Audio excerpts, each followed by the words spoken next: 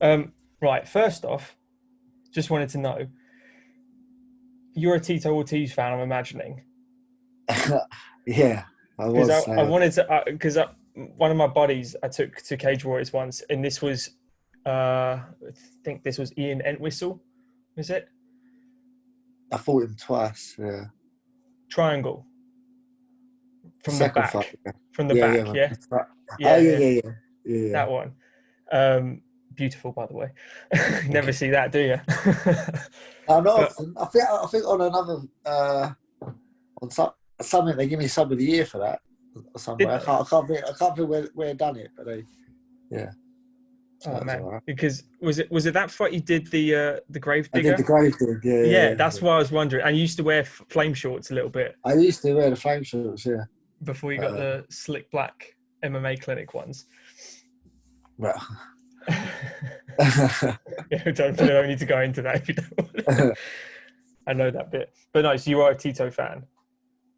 yeah, yeah, yeah. No, yeah, to be fair, that's kind of like what got me into like MMA. Like, obviously, from young, I was always doing different martial arts and different things and that. But hold on one sec. I'm on the phone. I just got in from training, made a bit of dinner, put the bag away. So I was gonna do it. It's always a bit back home. But where was I? Tito. Tito, yeah, yeah. So I don't know. He's just like I was just doing loads of things. I was here, there, and everywhere training, and I just see it on YouTube. And obviously, Tito used to wear the flame shorts. He's had the blonde hair, and it caught my eye. Like, I think it's just like, yeah, just watching it on YouTube. And I was like, yeah, that's what I want to do. So like, he was probably like the first person I see fighting in the UFC, which is like attracted me to it. And then Yeah. obviously then I'm becoming like a Tito fan, and then become an MMA fan from that, and then that's what got me into it really. Tito So was obviously, the like, was the source. yeah. So Nice. Tito was the guy that I was like looked up to start off with that got me into MMA, and Yeah, that's yeah, because he did that with the flame shorts and the blonde hair. So yeah. do you know what I mean? So that's the Uh, thing. Something stands out to you like that. It's always hair as well, because Hardy was it for me, and it's obviously the yeah, red. with my yeah, yeah, So yeah. and that was yeah. But I used to watch him obviously in what Cage Warriors days as well, where he didn't Yeah, quite. He always had fancy weird hair though. It's always hair with yeah, people, yeah. hair or shorts back then, but shorts not so much anymore. No, no. Sadly. Especially like doing the UFC, it's all the same. Yeah, exactly. Well, they're doing Venom now, which or Yeah, soon. well, it'd be good to see once that happens. Yeah, yeah. You planning on fighting soon anytime? Yeah, hopefully. You are, yeah. Yeah, Is it within hopefully. the same organization? No.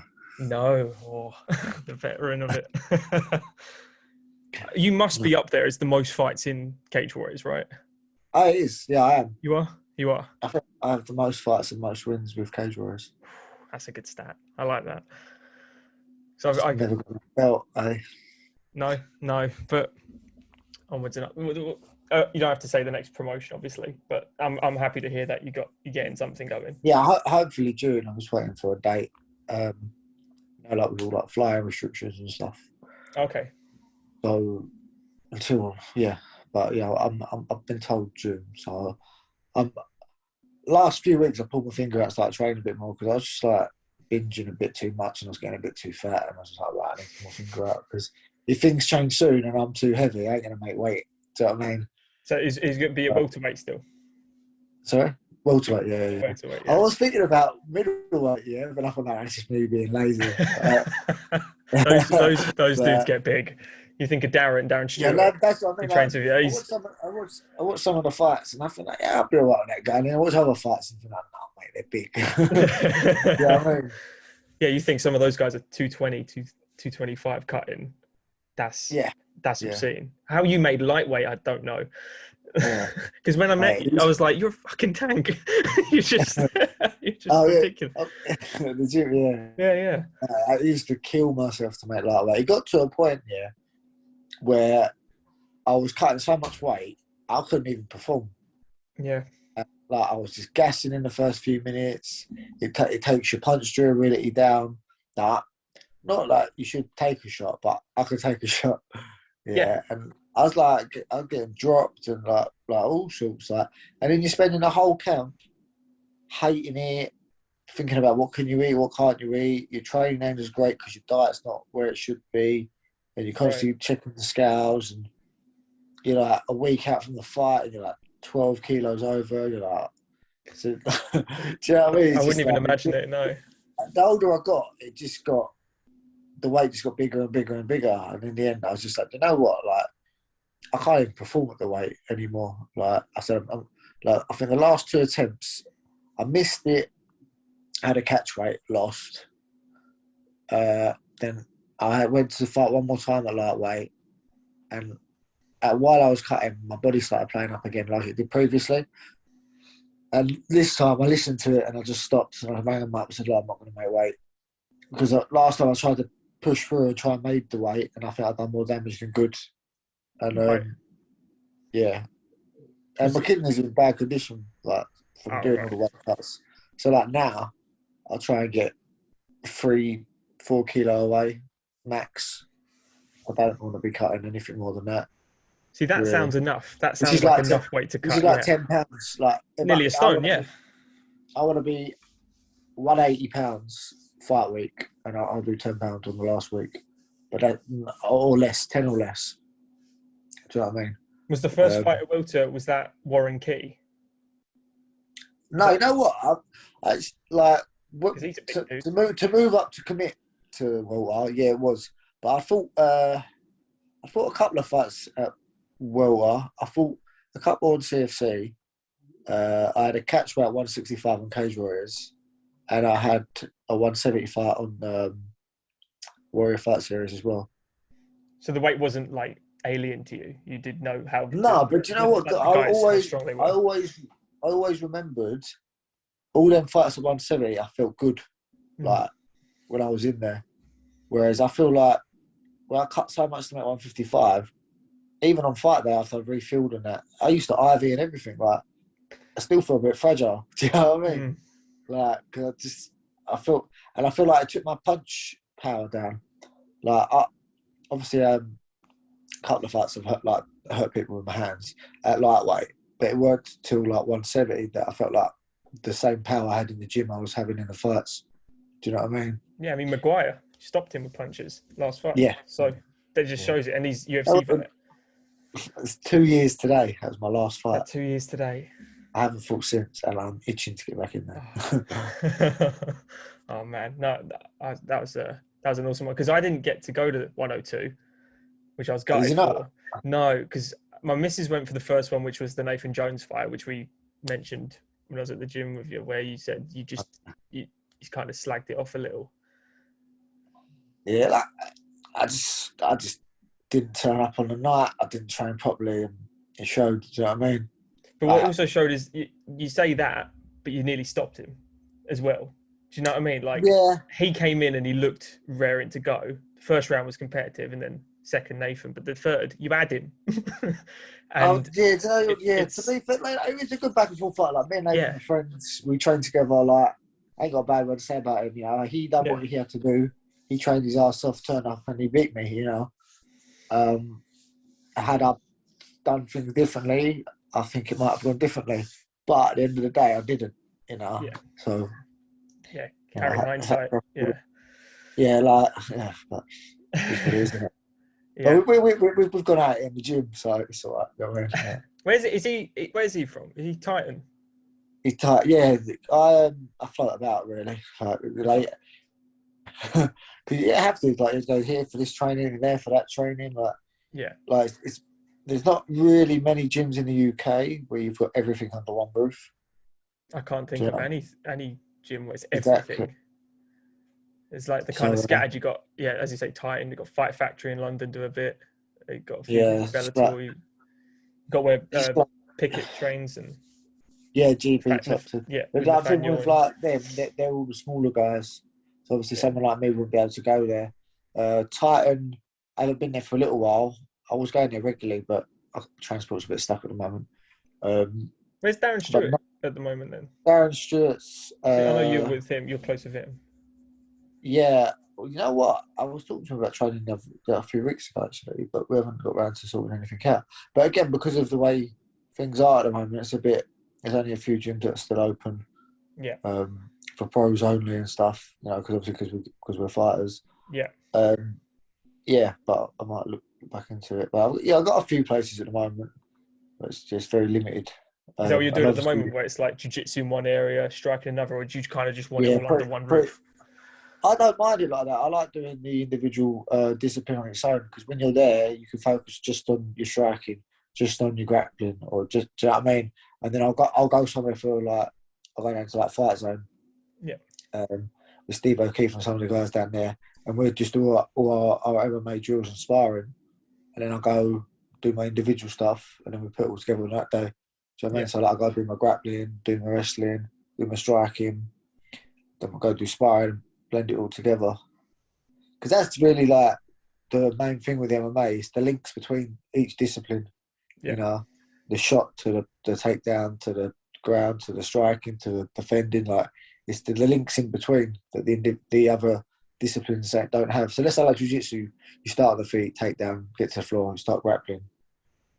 But when you start on the feet, you start striking. Do you know what I mean? Then you got your counter wrestling, then you got your punches, your knees, your elbows. Then you got, if they shoot and they throw. Do you know what I mean? It's all the things that the other disciplines don't have. So like, you're striking, you don't have the grappling, but then in your grappling, you don't have the striking. So it's like mixing it together, knowing when to do what thing. Do you know what I mean? That's probably why it's the most fun sport. Do you know what I mean? Yeah. You can do it. You can do it all. Have you got a favourite fight you've had? What, of my own? Yeah. Is there one you look at your resume and go, do you know what? I like, you know, whether it be the finish or whatever. Do you know what? Actually, my favourite fight is when I beat Merv Mulholland. Merv Mulholland. Yeah. That's a way back, right? Yeah, 2013. Okay. I was coming into 2020. It was a good year, yeah. I'd had a good 2011. I think I was like 3-1, and the one loss being Entwistle, where I got disqualified. The first one, yeah. Then we had the rematch, and I smashed him reverse triangle. I love that fight. I love that fight. That was my most satisfying win, because of the build up, the grudge match, the shit talking on the Cage Warriors things, and all that. That was probably my most satisfying win. But my favourite fight, like that personally meant a lot, and all that to me, was probably the Merv Mulholland fight. Even the Maguire fight was like a good fight. Like, I get on with John. I ain't got a bad word to say about him. I think like we always talk at events and that. Yeah. And we were meant to fight in 2014. So then it was nice to get that fight. And also with that fight, I felt like I proved to myself I know how good I can be when I commit to my camp properly, which is what I've done, and it showed on the night. Do you know what I mean? But again, Mulholland, I feel like I come into 2020, and I think like I just got too complacent. I had a good 2011, and I just started thinking I was too good. Do you know what I mean? Like, got complacent, wasn't training as hard as I should have been, took fights a bit too lightly. Because I'd been winning these fights and had a good year, but you're winning them fights because you're training, because you're getting in shape. That's why you're winning them fights. And it took my foot off the gas a little bit, and I lost a few fights I should have won, you know, but I hadn't prepared properly for them. And that's always kind of been my downfall, like, just being complacent. Stuff. Like, but you got to think to yourself, you know, if you're not in shape, you're like, how are you expected to win? Like, you can be the best technical fighter in the world, but if you're not fit, you know what I mean? You're not going to last, are you? You can't show it, do you know what I mean? And so the Mulholland fight, I was meant to fight Graham Monstrom, and then the fight got cancelled. And then I think Mulholland was coming off of a big win. And like, I think he was in like top 15 in the UK. Like, it flew him up the rankings. And he was meant to fight Tommy Maguire. And then Tommy Maguire pulled out, and it was like 2 or 3 weeks before the event. And I see it online, and I looked it up. And I looked him up, and I thought, I watched a few of his fights, and I was like, I can beat him. So I rang up Cage Warriors, and I was like, I want to fight Mulholland. And they're like, no, you're not fighting him. Like, as in to say, that's a big fight. They're trying to get me someone else. And I was like, look, it's like, his opponent's pulled out, my opponent's pulled out. The event's in a couple of weeks. We're both lightweights. It makes sense. Yeah, yeah. And then initially Both training as well at that time, obviously. Yeah, do you know what I mean? We're both like getting ready for a fight. We're both on the same card. He's like, to me, it just made sense to do. And to me, where it was a big fight, it was my chance to kind of redeem myself for the shit year I had. Gotcha. And then I was just like, I spoke to my coach Paul Hines at the time, and I was like, Paul, see what you can do. I said, I can beat this guy. And he spoke to him, this and that, and they're umming and ahhing about it. And then he rang me again. It's like, what? And he spoke to me, and it's like, he just said, once I told him, and he heard it in my voice, he knew, like, I was, he could just tell. Yeah. I can't come back with a "you're not fighting him" answer. Yeah. No, and then basically, Graham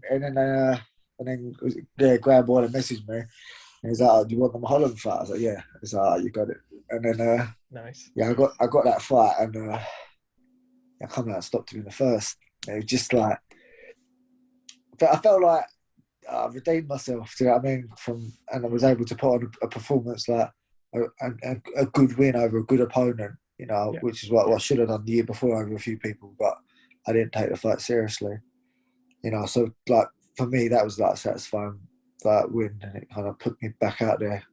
So your record's almost as the numbers don't matter if they're against nobodies. Almost, Merv Mulholland's a great name to have on your record. Do you know what I mean? So your wins mean more because of the names now.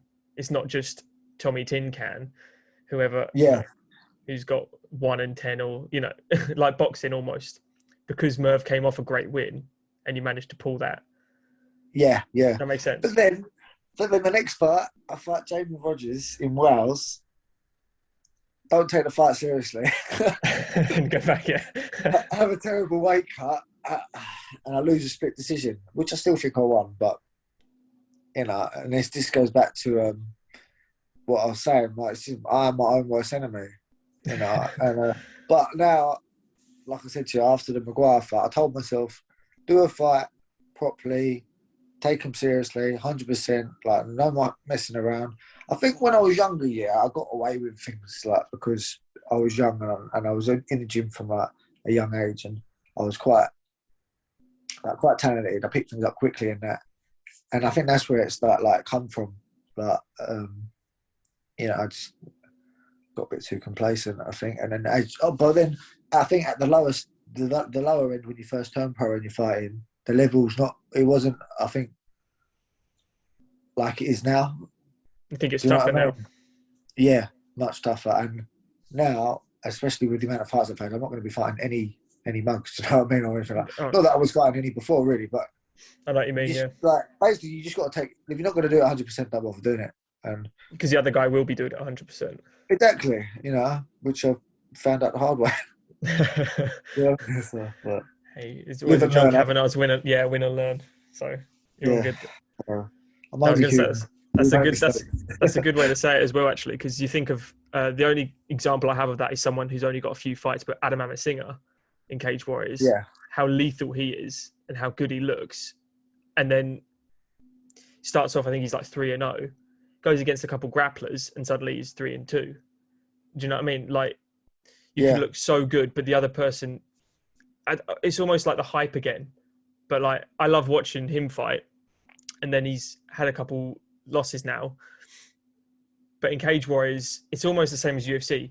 That just because you're on the bottom of the prelims doesn't mean, as you say, you're a mug at all. You're not as easy fight at all. You're all, again, it goes back to boxing. You're not fighting ranked 10 and you're number 1. It is the matchmaking is so perfect on the UK scene. Bama did it well as well with matchmaking. Yeah. Remember Leon Edwards, that's the ref. Leon Edwards, his brother, when he was at Bama, matchmake perfectly and sprinted up. So again, perfect for you. Just want to say for you as well that your triangle, which I witnessed live on D'Ambrosio. Oh yeah. Which triangle was that? Yes. Oh, wow. so many. Triangles. Mate, my most recent why people keep taking you down, I do not know. As soon as you hit the mat, you're just like, well, welcome to my world, sir. Yeah, that is pretty much. I think I accepted the takedown in the end. I was a bit blowy in that second round, and I thought in my head, I was just like, do you know what? I can stab this guy off my guard. So he went for a takedown, and I just accepted it. And I thought, I'm just going to tap him off my back because I'm getting tired. It is, man. You've done it so many times, though. The sweeps. Your sweeps, your armbar. Who's the fight? It might have been Entwistle. You go from armbar to triangle to armbar to triangle, then you mount him. No, right? that was Mulholland. It was Mulholland. Okay. Right, yeah. But yeah, do you know what I mean? Like, why everyone's doing it to you? I can understand why Jones did it, obviously, because he's good on the ground as well. It was very evenly matched, but like everyone else. He played a smart one. He got top control and took a good position, like rather than play jiu-jitsu with me. Yeah. You played the control game instead. Yeah, and on obviously scoring and that, your top position, you're winning the round, didn't you? When you're being lazy and tired, don't want to move.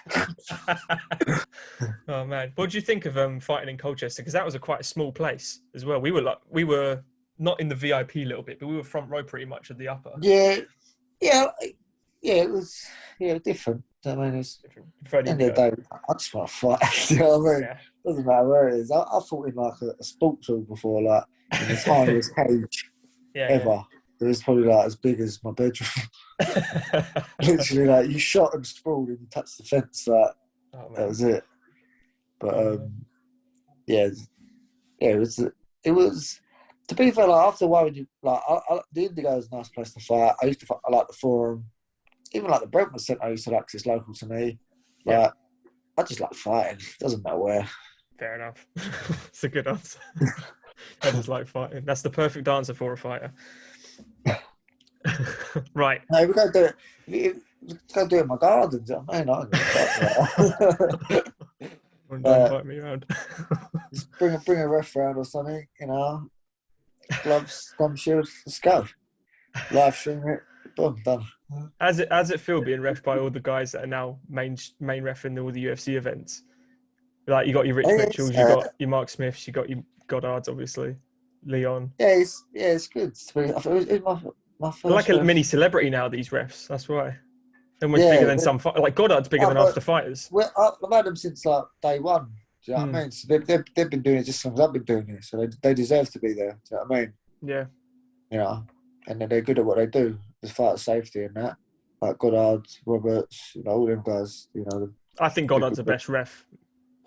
Yeah. Just permanently. That's it. I can't think of anyone better than him.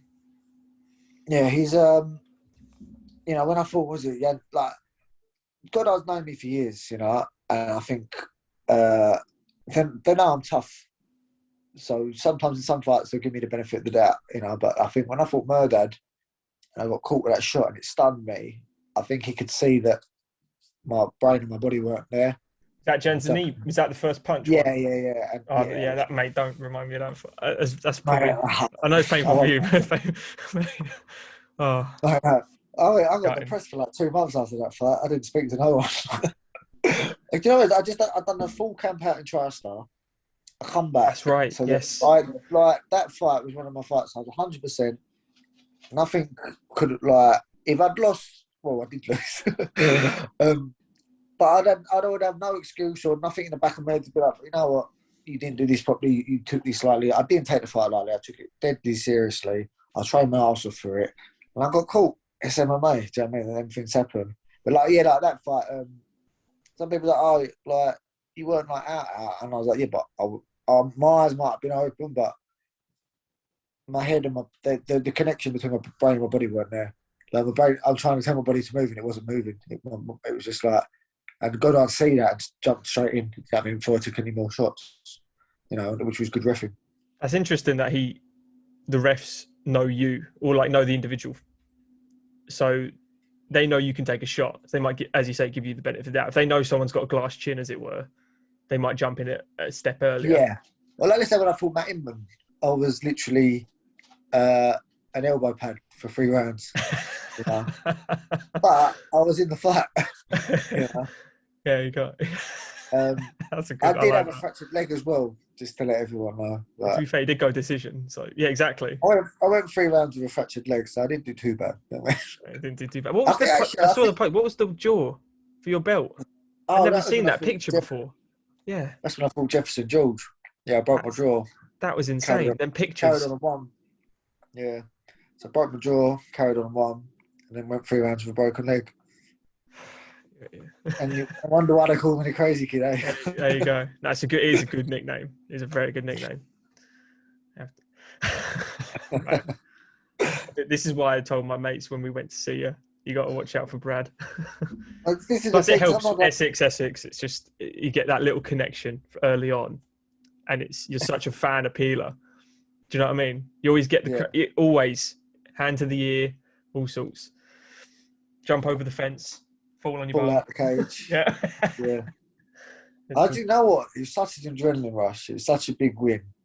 I just leapt for I didn't even think about the landing. I just wanted to get out. Yeah, because didn't you like starfish to the crowd? Yeah. I landed it and started it out. Yeah, no one cares how you land with that. Nah. It don't matter, does it? How up to date are you with all UFC? I haven't watched last weekend's one yet. I was watching bits of it actually. Oh, with Garner and Rosenstruck. Fairly up to date with it because there's nothing else to do. Yeah, pretty much, just sports. Which is good. You know, they've kept it going all the way through lockdown. Yes, brilliant. I mean, it helps for me. You know, I just thought maybe if I get my weight really light and there's a random welterweight pull out, I could get a pull up, but I doubt it. Thundercat got one, didn't he? Was it Craig White? Yeah. He got thrown into the deep end once. They needed But he was on a nice little win streak before he got called up as well. You beat Maguire. I'm coming off a win. And a win off a name. Maguire's a name. So maybe. Well, we'll see what happens. But... Perfect. Right, there's some awesome fights this weekend. If you haven't seen, it's a good card. It's a great card. When you've got Dominic Cruz on the prelims, it's pretty insane, isn't it? Dom Cruz and Benavidez both on the prelims. Do you know what? As a fighter, I like being on the prelims. Yeah. You get in, the first few fights start, so then it gets you in the mood, and then you do your warm up, go out and you fight, and then you just enjoy the rest of the fights. When you're like co-main or on the main card, you got to wait for all the prelims, then you got to wait for the break in between the prelims and the main card. You not get there late? Do you arrive as everyone else does? Well, you arrive kind of like for your, got to have your fighters rules talk and stuff, and do your pre-medicals before the fights and all that. And once I'm there, I'm sure I might as well stay in there. You know what I mean? Yeah. Because a lot of the time as well, when I'm fighting in London, I'm not like put up in a hotel or nothing because I don't live far. So I just once I get to London, I'm there. Then do you know what I mean? So yeah. That's the point. I might chill in change rooms for a bit, but I generally once the fights start, I like to watch them until like I have to go get warmed up. I mean, gets you in the mood a bit. Start watching them. Start thinking about what you're going to do. And you start seeing someone do this, and you think, "Well, I would have done that and this and that." But then it starts putting you aware of, you know, getting your fight IQ ready for when you're about to go out there and fight. Yeah. No, or you might see something in one of the prelims, like before you go out. I think, oh yeah, I'll actually make sure just be cautious of that, just in case. You might see someone get caught with something, or someone pull something off that you think, actually, maybe my guy might do that. Actually, do you know what I mean? You might see something that might refresh your brain a little bit. But not that you're going to learn anything, or like no, but just something change your game plan completely, but make you maybe a little bit aware, you know, or a bit, you know, you might be a bit conscious of something. I feel like it might be a bit that you might not have been before. So, no, I like that. Would you can I ask how scared, if that's the word to use, be before a fight? Is it scared? You're not scared at all, or is it just like, let's go, come on, I want to fight? I love it. It is okay. Yeah. So because you hear some fights say if you're not scared, you're lying, but it's not the case. It isn't. No, well, scared the wrong word. If you tell yourself you're scared, then you're scared. Yeah. Right? Maybe when I was younger, I had 31 fights. Yeah. So to me, that feeling is, let's say it's your nerves, it's this or that. I think it's your adrenaline in your body getting ready to come out. 1 minute you're up, then you're down. Then you're up, then you're down. Yeah. And I think subconsciously, you know you're going to fight. Yeah. But your body's getting prepared to fight. Yeah. But your body doesn't know when you're going to fight. Obviously, you do, like with this. So your body's in that like prep to release your adrenaline. Do you know what I mean? So I feel like that is what people call nerves, because they're up, they're down. They're like 1 minute they feel great, and then they're worried, then they're great, then they're worried. But to me, that's just fight day feeling, and I go with it. Do you know what I mean? Like, actually, the only times I haven't had that feeling, I've got put out. Or like, like the feeling. You know, when you've got that feeling, you're on for a good one. Yeah. Yeah. So as long as we get that feeling, you know, you're in for a good night. Normally, anyway. I was gonna say I always bricked it. I competed in amateur Muay Thai for a bit. Yeah. So it's completely different kettle of fish, obviously. Didn't get paid for it. It was only 2 rounds, but it's I used to shit my pants in that. No, but it's probably just your adrenaline. Like, oh yeah, I mean I have 50 fights, so it was, you know, I've done it enough to carry on doing it. Wasn't yeah. But I did the Southend Open in Jiu-Jitsu. I was even more nervous as a white belt, you know. Yeah, like I mean, yeah, it's just stuff. I just think everyone deals with it differently, you know. I quite, like I said, like when I get that feeling, to me, it's a good thing, you know. And then also, in a way, it shows you care. You know what I mean? You're passionate about it. You're worried that you're going to lose. You don't want to lose. It's your passion. You want to win. You want to perform. You want to put on the best show. You just trained your asses for the last like 8 to 12 weeks. You know, you ain't come here to lose, but it is a possibility. So you start going over every scenario in your head that could happen. You know what I mean? But it's just the way some fighters deal with it to others, you know. I get you. Shall we talk about Polish Power versus Polish Power, a double champ? Maybe. I mean, I've made a video on it, and it's the second best video on the channel, with a lot of disagreements, because it's an opinion channel. So you get a lot of hate. You know what the MMA community is like, and you get a lot to backing it as well. So I stand by Jan is going to win. Jan Blachowicz is going to beat Israel, in my opinion. I'll give you a lot of reasons for it. Do you know what? But I want to hear you. Yeah. No, I wouldn't disagree, because he's a lump. He's powerful. When he touches you, he knocks you out. All right. But Israel has looked really good his last couple of fights. Like, he made Whittaker look amateur. He destroyed Whittaker, and you think Whittaker went 10 rounds with Romero. I think, Adesanya fought Romero, but Romero didn't really turn up that night.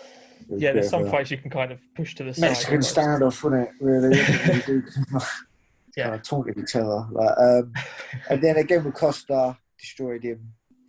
You know, the one who come out and actually took it to him was Kelvin. Yeah. Since Kelvin, he's not really taken any damage. No, he's run through everyone. You know, so if you're looking at it like that, you think like, he's striking's like world class. His distance, his timing, his range, his technical ability, and all that. But if Jan does catch him, I do think he could knock him out. That's it. But it's whether he does. But I don't feel like, maybe he'll be like, you've come up to my weight, you want to take my belt, maybe he's got like a chip on his shoulder. I've got a point to prove. Like, you're not. He's definitely got a chip on his shoulder. He's the new 205 king since John's moved. Yeah, he's definitely got a chip. Do you know what I mean? So I'm looking forward to it. Like, but I'll probably sit on the fence, because I can see either guy winning. Do you know what I mean? Absolutely. It's just the thing for me is, I don't know how much Jan weighs come fight day, because he ain't 205 for more than 10 minutes. There's no way. So no, that's anyone, is it? Close to their weight after. Israel is even going to weigh 205, because he's not the biggest middleweight at all. He barely cuts to middleweight. He's not. Yeah. Derek Brunson was bigger than him. And if you put Derek Brunson next to Jan and just sheer size, I'm not saying size is everything, but it has to play a role when he's leaning against. Look what Israel done to Brunson. Yeah, I know. But when Jan's leaning on him on the fence, for instance, wearing him down, Jan could easily implement that style. Jan's ground game's definitely underrated. Israel hasn't even shown a ground game. Doesn't need to, obviously, because of his outstanding striking. But but as you say, one punch on Luke Rockhold, one punch on Dominic. Think how big Dominic Reyes is. Mate, one shot. You know what? I was quite shocked with that fight. I thought Like bet heavy on him. Oh no, did you? Yeah, he was on my parlay. I can't even think of a betted on that fight. Sometimes if the fight's too close, I won't put money on them. No. Like I won't bet this weekend unless it's good odds for like or something. Have you looked at the odds for this weekend? Izzy's a 2-1 favourite. It's a favourite over the champ. Oh, that make it more wound up, wouldn't it? Right. The Blachowicz has been the underdog in 9 of his last 10 fights. Look where it's got him. He's won 8 of them. Yeah, true. Smoking everyone pretty much. That's why it's going to be good. This is why I'm looking forward to it, because Israel's on a tear. Jan's on a tear. Yeah. He's coming up. He's like, "What, you want my belt? Yeah, okay. Let's go." Yeah, first defence. I'm looking forward to it. First defence, and if Israel does win, double champ, and it sets up nicely, maybe John in the future. Because I can't see Israel going up again. But I don't think John will come back. No. He's going to put that aside. Yeah. He'll put that size on to go up to heavyweight. So the only way I reckon would be if Israel went up again. Or maybe a catchweight. But would you do that for belts? That'd just be a super fight for the fuck of it. Well, you used to, as long as you're over 205, you're a heavyweight. You know? That's true. So that's true. It could be 210 and it'd be a heavyweight. Do you know what I mean? 210 v 240 John Jones. Obscene, isn't it? What do you think? Like Randy Couture weren't a big heavyweight. No, he wasn't. No, and he manhandled Brock for a bit at 46 years old. I do think, though, that was just a short size advantage and the weight behind the punch. Do you know what I mean? The punch you put him down wasn't even a massive punch, but when you're that big, you ain't got to put much behind them punches. You know, it just connects and then it's lights out. I wish I had the power.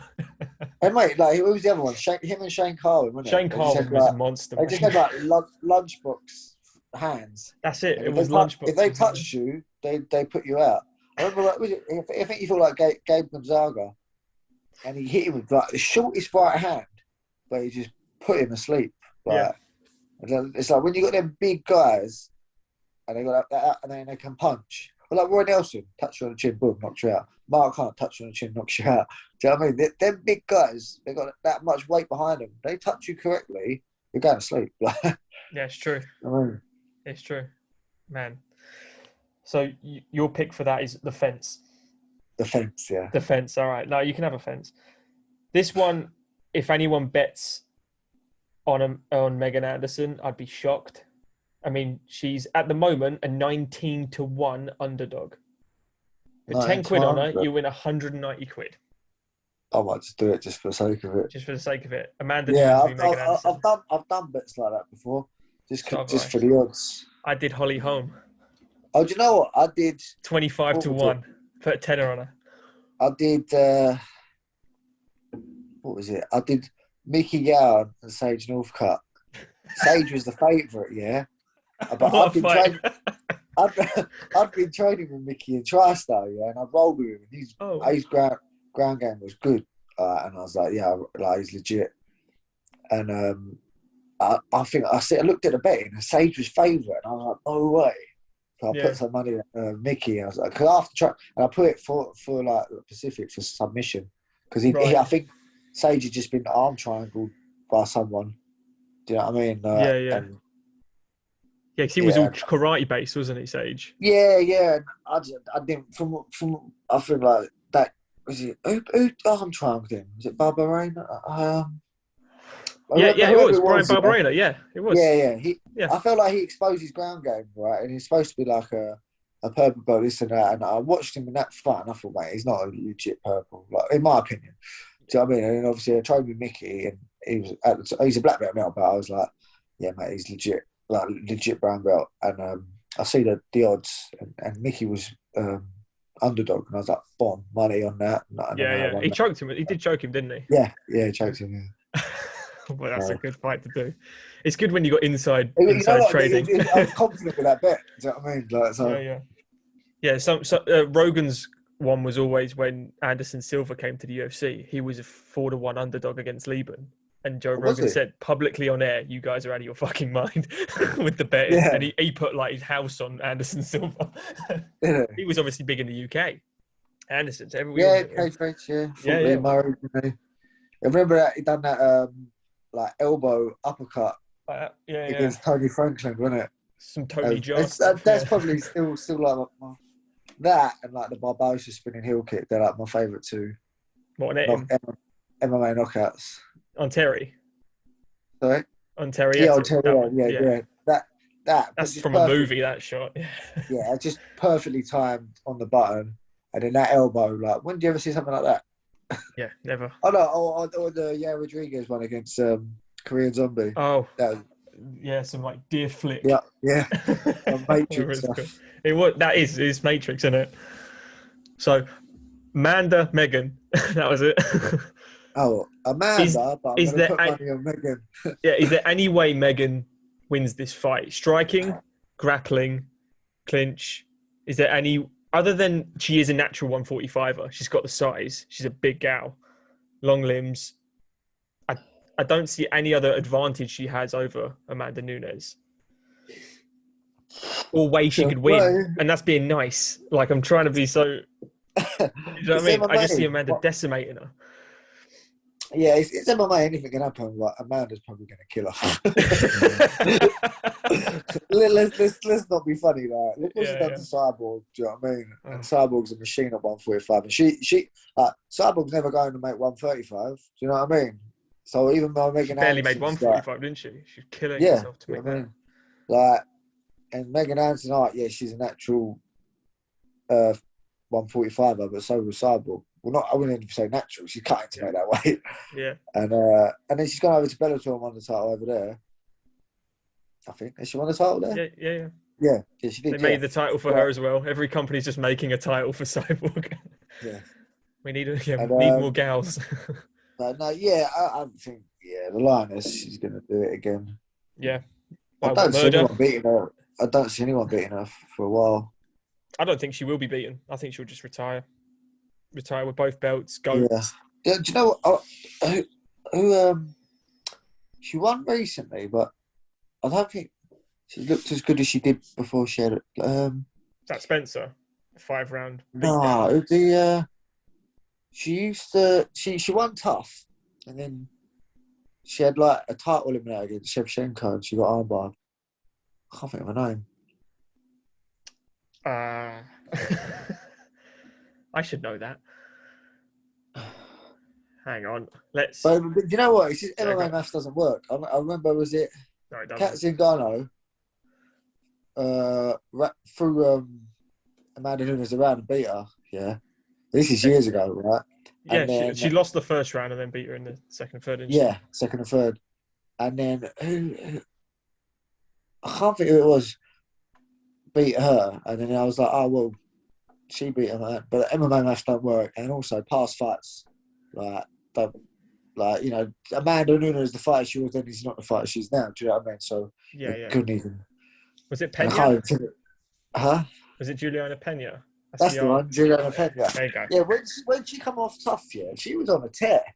And then, then she lost to Shevchenko. Then she went and had a baby. And she come back. She's won the last couple, I think. But I don't know. I just don't think she's like the way Amanda looks now. Like I think back then, before things changed, I thought she's going to be champ. Like, because she was like, and then but now the way Amanda fights and everything, I just think I couldn't see it. No one's on her level, are they? No, she hits like a man. Like, you see, like the connections. Like, I proper noticed it when she first fought. Who did she win the title from? Tate. What's that? Tate, yeah. Misha Tate. The way she hit Tate, the big shots, and then she destroyed Ronda. Was that 30? Not standing knockout. That was man, just destroyed her. Like, why they put her back in with Amanda Nunes, I do not know. After that loss, head kicks Holly, knocks out Cyborg with 2 shots. Yeah. The knockouts are ridiculous, aren't they? It's one after the other. She just got better and better. Yeah. You know, and any time you someone you think, oh, this person might have a chance, she just annihilates them. Yeah. Like when she was going to fight Cyborg, I thought, well, that's going to be a tough one. And she destroyed her. 40 seconds. Yeah. Just like, dropped her like 2 or 3 times before she put her out. Like, yeah, it was insane. No one saw that coming. I thought Cyborg, you see Cyborg decimate all these women, but just because she can take a shot and just stand in the pocket and just trade her. She got her own lunchboxes. I thought it was going to be a war. Do you know what I mean? But she just destroyed her. Execution, but, yeah, but I reckon I'll put money on Megan for the odds, just for because you never know. Because you never know, but I'll definitely say Amanda Nunes. It's similar odds to Bisping Rockhold for the title. What, the second fight? Yeah, that's how big. That's how big of an underdog Bisping was. Not only UK people really gave him a chance. I think. I remember watching that live. And I was buzzing. Mate, I lived at home with my mum back then. I screamed my lungs off. Woke her up. Yeah. Yes. Me and my buddies all round. That was a proud moment. First British UFC champion. Oh man! Yeah. And to do it over the rematch against the guy like you had a big grudge match with. Do you know what I mean? And Rockhold's a bit of a knob, so yeah. I don't like Rockhold. I don't know many people that do. There's a few people. There's a few MMA fighters I've met and I've just said, "Have you got fans?" Like when you walk away from them, just like you're a knob. I think they're the dogs, and they're always whenever you can't be rude to them because they'll threaten to beat you up. But you say, "I already know you can kick the shit out of me." That's your job. Yeah. Do you know what I mean? It's like, where's the ego? You're meant to have no ego. You're a martial artist. It does make me laugh. You got on this card as well, which is the third championship fight, Petr Yan and Aljamain Sterling. Finally, Aljamain has the title shot. I think Yan's going to win. You think Yan? I rate Yan. I think he's really good. Yeah. Is it the deadpan face, the no emotion? Yeah, he just like don't care. He's like the Terminator. Isn't he? He is. He's very similar, emotionless, expressionless, good power, good kicks, good ground, good everywhere. Aljamain is very unorthodox and but I just don't think it'll phase him. Yeah. Do you know what I mean? And like when he fought Aldo started well, and he just Aldo looked good first round. He wore him down and then he just beat him into like the ref had to stop it. I think the ref gave Aldo every chance as well. Do you know what I mean? And like he just beat him into a stoppage. I think, is this the first? No, it's not. It's not his first 5-rounder like Aljamain. Oh, is it? It's his first defense, I think, of the belt. Yan. No, it's Aljamain's first 5-rounder. No, that's a good point. Yeah, I don't know. When he fought Corey Sandhagen, that might have been a main or a co-main. I can't remember, but I think it might be his first. Yeah, it might be his first main. Yeah, I think like he's a fast starter. He'll probably try to come out like he done against Sandhagen. Back. But I feel like Petr Yan will just he'd stay composed and do his job. That's a good fight actually. That's a proper picking for me. Mate, them 3 fights alone is like I don't even need to watch the rest of the card. Yeah, it's too much to take. It's too much going on. But I'll be going with Petr Yan with that one. Yeah. So far, we have the same picks. Other than I got Yan, not the fence. I like the fence. The fence is nice. It's comfortable. Yeah, it's nice. Doesn't annoy anyone or piss anyone off. And no one points at you afterwards and goes, "Hey, I told you." Yeah, you're like, "Oh, the fence never lies." You got after that Islam Makhachev and Drew Dober, followed by Santos and Rakic. There's the main card. Dober's decent. That's it. That's the word I described him with earlier to my mate. I said he's decent, but Makhachev is special. I think Makhachev's coming out party is this one. Yeah, I reckon he'll. Who did Dober fight recent? Was it Nasrat? Did he? Nasrat, yeah. I'll try Nasrat. Nasrat winning that, and then he got sparked, and I was gutted. Nasrat. I trained with him. Like he goes at it like good cardio. Like you see it in his fights. He's pressure. Like his cardio, and he just keeps coming forward.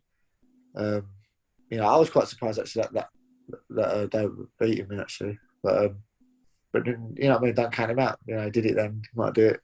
He might do it again. But we'll see. We'll see. So are you going to go for the underdog on that? I'm going to go with Dober. Is he underdog? Yeah, quite comfortably. 5-1 underdog. Yeah, why not? Let's go with Dober. Why you not? Like an underdog. What about Santos Rakic? Santos. Thiago Santos and Alexander Rakic. Rakic coming off the Anthony Smith beatdown. And Thiago Santos, has he fought since... He last fought Glover, wasn't it? Was it Glover? I think so. I think that was his last fight. Let's have a look. Unless I'm getting confused. I don't want egg on my face. Where is it? That's Santos' last one was Glover, yeah. Yeah. Yeah, and then it's Anthony Smith for Rakic. He beat him up, didn't he? He took him down. Leg kicks, take down, smash him on the floor. I think I remember watching it vaguely. I might have it recorded. I might watch it again later. Yeah, Glover choked out. I do like Santos. Yeah, I do like him. He's just such an aggressive striker, and he just pulls like he could just do something you don't expect. Going 25 minutes with 2 ACLs gone. Yeah, John Jones. How? Yeah, against the GOAT, or arguably the GOAT. Yeah. How? The scientists said afterwards. I'm gonna go with Santos. I think Santos. Yeah. See, I'm the other side on that. I think Rakic. Oh, this is going to be interesting. No, I like these picks. It's good because most people that have done polls on this at the moment, Jan and Israel, people are saying Israel because he's got the bigger fan base, I think. That's pretty much... Yeah. You're always going to get... When Conor fights, for example, people love... He's got the Floyd Mayweather effect now, People like to see him lose, almost. They're happy. You got the fanboys. Yeah. Great. You got people like us who, don't get too excited when he fights. We want to see him, how he prepared and all that stuff. And then people don't want to see him lose, which is fine. But then they've got Amanda is pretty much like 100%. Anyone, it's a fact. Sterling and Jan is 50-50. Yeah. Makhachev Dober is 75% in Makhachev's favour, and Santos Rakic is 50-50. Is it? Both big dudes that hit hard, and anything can happen. It's MMA. And what about both of them? Santos is just nuts. I think he's just nuts in. It's like crazy Brazilian just comes out there. He's got his massive toe. Like, I'm gonna kill you. He's got Mjolnir, isn't he? He's got Thor's hammer on his chest. Yeah, he's just like, I'm gonna kill you. And he comes out there and just like, he'll just throw, just that like. But Ratchet's good as well. And yeah, it's a good card. The main card alone is. I love it. I've even looked at the undercard. Like, yeah. As I say, Cruz, Casey Kenny. Cruz. Yeah. Lucky for Cruz, you can have an early night and then watch the rest of the event. Might go back to the commentary booth afterwards. Yeah, you never know. Yeah. Owen Oxley calls him Dominic Snooze. It's great. I think Cruz should beat Kenny. Yeah, I think he should. I don't think he's lost any.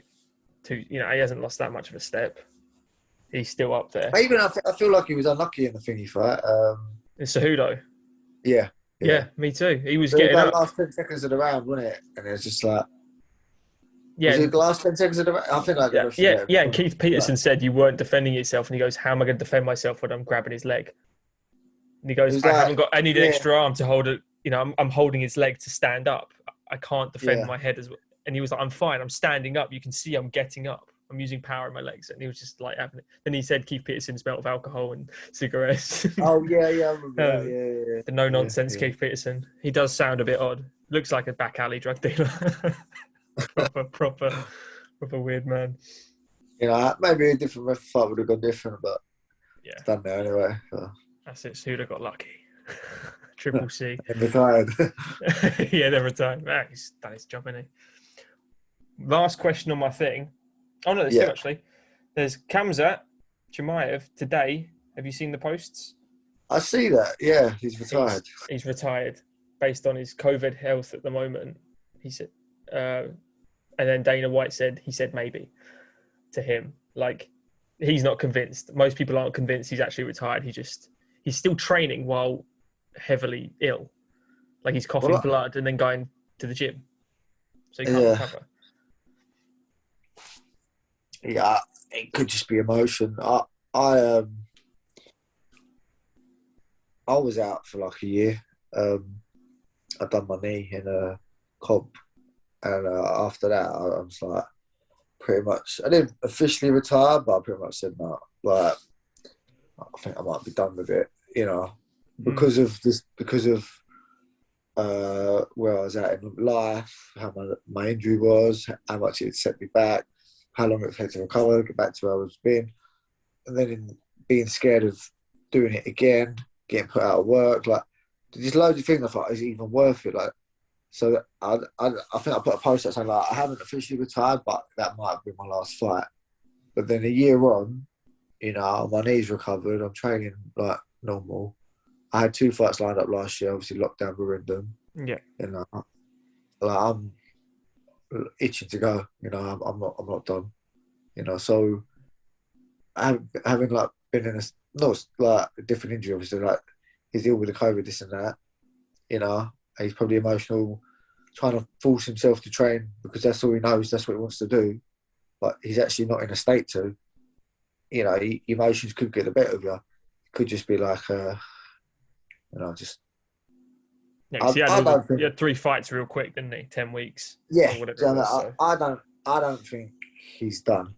He might be saying it right now. He might not fight for a little while, but I feel like when he fully recovers and he's back to his normal self, and then he starts training again. That's if he does, but he'll be back. But maybe like with the current state of how he is, and like look at even like Cruz, for example. How many knee surgeries did he have? How long was he out for? And he's still come back. He's still fighting this weekend. Do you know what I mean? Still got, is it plantar fasciitis or I don't know how to say it. The foot thing. You can't tread on your feet properly. Plantar fasciitis. Both feet. Yeah, I didn't even know that. Yeah, he basically can't walk on concrete. Oh, can he not? Pretty much, like barefoot. Yeah, like hurts so much. Yeah. He's had that since like the first 2 knee injuries. And he keeps getting them. He's insane. He's got like 100 ACLs.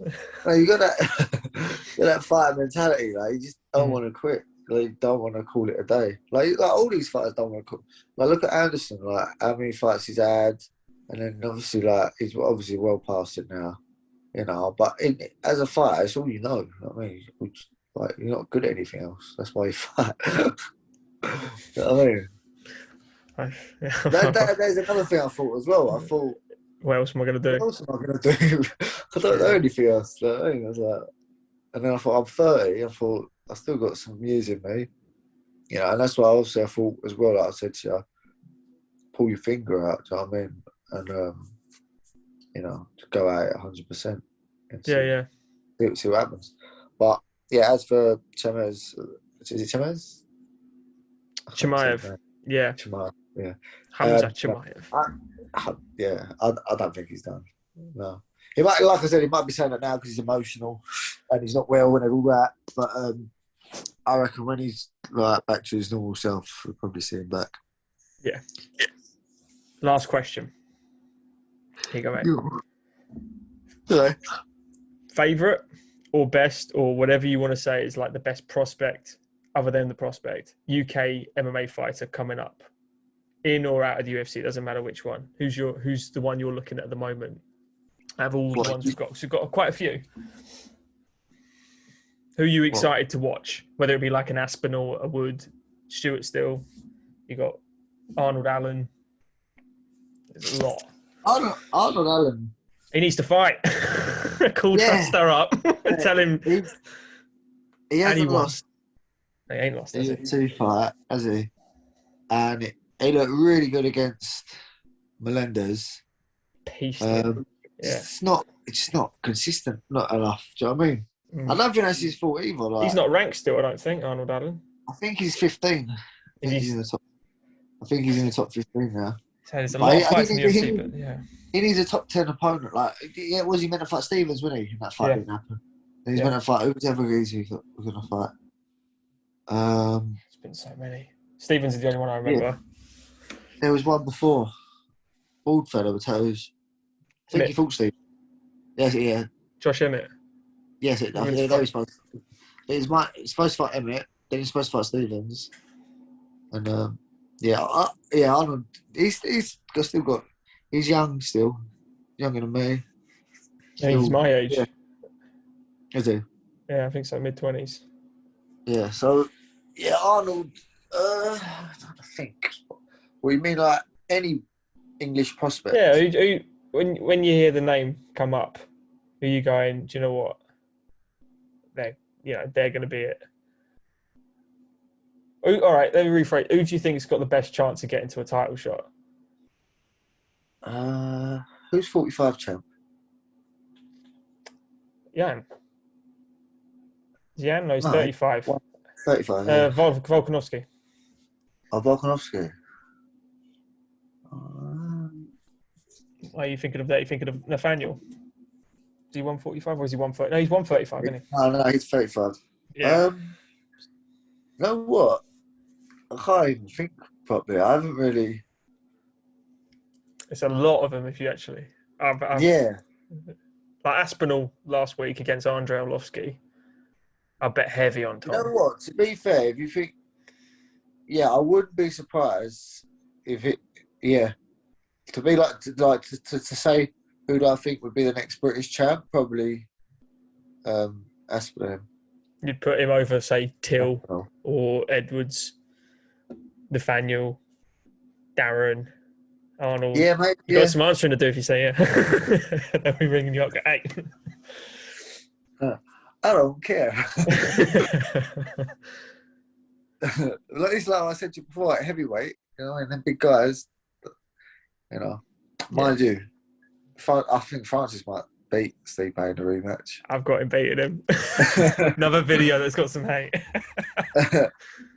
No, because do you know what? This is what they said to you. They said the damage he took in that fight probably led to him getting knocked out against Cormier in the first fight because he was still probably hadn't fully recovered from the head trauma. That's if you look at them both at the end of the fight, Francis is fine. He's just tired. He took no damage off Stipe at all. Stipe's he rocked him, didn't he, in the first? I think. Is it the first? What? He rocked Stipe. Yeah. Yeah. That's what I mean. Like them big You don't take many of those lunch boxes. Hey, that lunchbox hits me. My head's coming off. Yeah, I mean, everyone he's had since then is a minute. And if you don't think he's learned how to defend a takedown, I'd be shocked in that time. Because can Stipe, what's the game plan to beat Francis? It's pretty much what he did. Same as the first fight. You're not going to stand there and swing it with it, are you? Because it just takes one and you're in another dimension. And then also, so Francis is obviously had done the 5 rounds with him. So he knows, well, when you've lost to someone and the way they beat you, you should learn how to defend that. Do you know what I mean? So he's not going to come into the fight the same as he did the first. I think Francis will probably knock him out, personally. I think so as well. Well, who's he talking about? Tom Aspinall. See Tom Aspinall fighting Francis. Because I don't know if Leon... Because Leon's already fought... who's welterweight champ? Kamaru. Yeah, they've already fought, and he. That was Kamaru 9 fights ago or something. Yeah, was it split decision or unanimous? But yeah, went decision. I can't remember. It might have been unanimous, but yeah, Kamaru won by decision. Yeah. Boring fight. Crotch sniffing. I love that, don't they? But no, I could see Leon. I think Leon beats someone like Colby. I think that's a really competitive fight. I think that they're very similar. Because Leon likes to beat you at your own game almost, what he did to Gunnar Nelson. He wanted to take Gunnar back. He out-grappled Gunnar Nelson, other than for 20 seconds where he got mounted. But, he wanted to out-grapple Leon is good. He's a bit of a dark horse in the division in the sense that I don't think some people give him as much credit as he should get. Yeah. Because he has quite a few decision wins. He's not like one of them guys that comes out and starches people regularly, or do you know what I mean? Like, but he's consistent with his wins. So he's got the third most welterweight wins in history in a row.